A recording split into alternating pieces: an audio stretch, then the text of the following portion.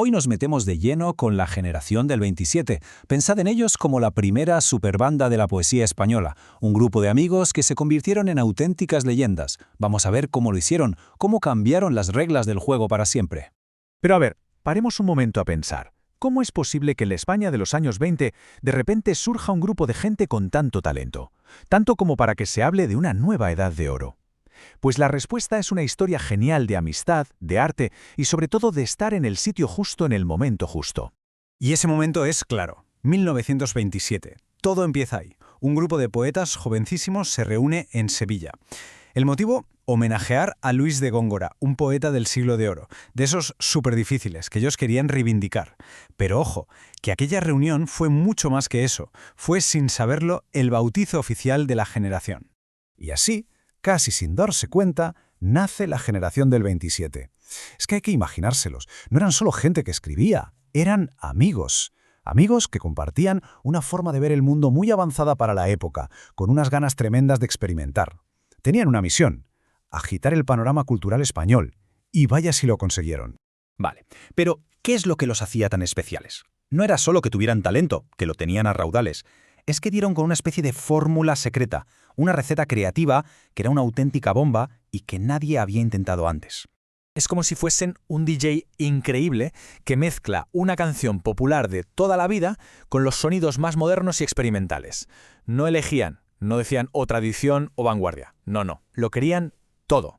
Y en esa mezcla de cosas que parecen contrarias, crearon algo completamente nuevo. Mirad, es que es alucinante. Por un lado les flipaban los clásicos, Góngora, los romances anónimos, lo de siempre, vamos. Pero a la vez estaban con un ojo puesto en París, en todas las locuras que estaban pasando en Europa. El surrealismo, el verso libre, las imágenes que parecían sacadas de un sueño. De esa fusión tan bestia sale toda su magia. Claro, la historia de este grupo no es un camino de rosas, es más bien una montaña rusa. Una de esas con subidas espectaculares, giros que no te esperas y, la verdad, un final bastante dramático. Podemos contar su historia como si fuera una obra de teatro en 3 actos. Esta línea de tiempo es como el mapa de su viaje. Empiezan con una etapa de búsqueda de poesía pura. Después llega la explosión del surrealismo y el compromiso. Y al final, la catástrofe de la guerra y el exilio lo cambia todo. Vamos a analizar cada una de estas paradas. Venga, primer acto, hasta el 27. En estos primeros años están en una fase que se conoce como de poesía pura. ¿Y qué es eso? Pues simplificando es el arte por el arte, buscar la metáfora perfecta, la belleza formal, sin tanto rollo sentimental. Pero, como siempre, lo mezclan con lo más popular, con la tradición. De aquí salen obras maestras como Marinero en tierra de Alberti o el famosísimo Romancero gitano de Lorca. Y entonces, ¡boom!, llega el surrealismo y lo pone todo patas arriba. Se acabaron los formalismos. De repente, la poesía se vuelve mucho más humana, más visceral. Empiezan a hablar de lo que les quema por dentro, los sueños, las frustraciones, el amor, las crisis existenciales, y también se empiezan a mojar en política. Libros como Poeta en Nueva York de Lorca o Sobre los ángeles de Alberti son dinamita pura. Y llegamos al tercer acto, el más oscuro. La Guerra Civil Española es un mazazo que destroza al grupo. A Lorca lo asesinan nada más empezar la guerra. El resto, la mayoría, tiene que exiliarse. Y su poesía, claro, se tiñe de dolor, de nostalgia por la España que perdieron, del desgarro de sentirse fuera de lugar. Bueno, ya hemos visto la historia del grupo. Ahora vamos a ponerles cara, vamos a conocer un poco mejor a algunos de los cracks, a las voces más importantes de esta generación. Y hay que empezar por él, claro. Si el 27 fuera una banda de rock, Lorca sería el líder, el frontman. El de más carisma, el más conocido internacionalmente y, por desgracia, el que tuvo el final más trágico de todos. Lorca era un genio de los contrastes. Te podía escribir el romancero gitano, que huele a Andalucía y a tradición, y justo después irse a Estados Unidos y escribir una obra tan brutal y vanguardista como Poeta en Nueva York, una crítica feroz al capitalismo. En toda su obra laten siempre los mismos temas: la pasión, la muerte, la frustración. Y si Lorca era la intensidad hecha poeta, Rafael Alberti era la versatilidad. Un auténtico camaleón, en serio. Un poeta que fue 1000 poetas distintos a lo largo de su vida. Es que su trayectoria es para alucinar. Empieza con Marinero en tierra, lleno de luz, de nostalgia por el mar de su Cádiz natal. Luego, una crisis personal profunda le lleva a escribir Sobre los ángeles, una obra maestra del surrealismo, oscura y complejísima.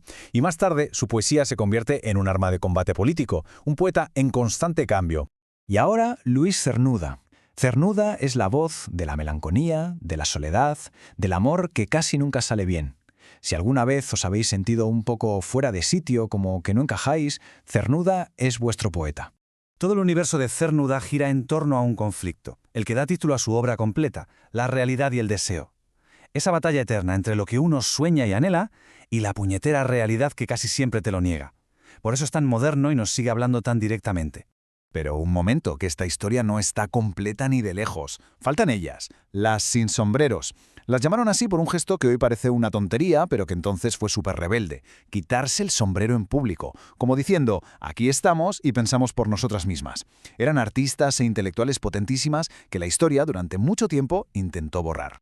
Y que quede clarísimo, no eran las mujeres de, ni las musas de nadie, eran creadoras de primer nivel.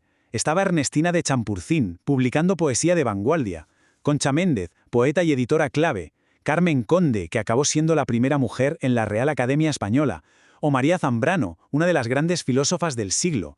Eran parte esencial de este motor creativo. La guerra los esparció por el mundo, es verdad. El exilio los separó. Pero su legado, lo que crearon juntos y por separado, eso era indestructible. El impacto que tuvieron en la literatura en español es, sencillamente, incalculable. El tiempo pasó, incluso una dictadura larguísima, pero el mundo no los olvidó.